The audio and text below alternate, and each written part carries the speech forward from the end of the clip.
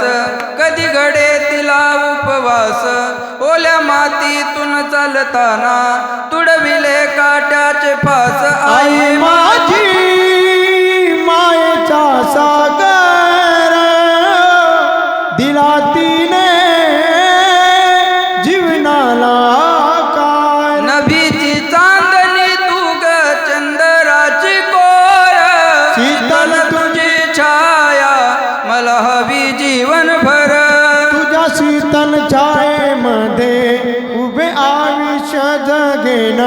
आई देवापासी मी ग, आई तुलाच ग मागेन. आई माझी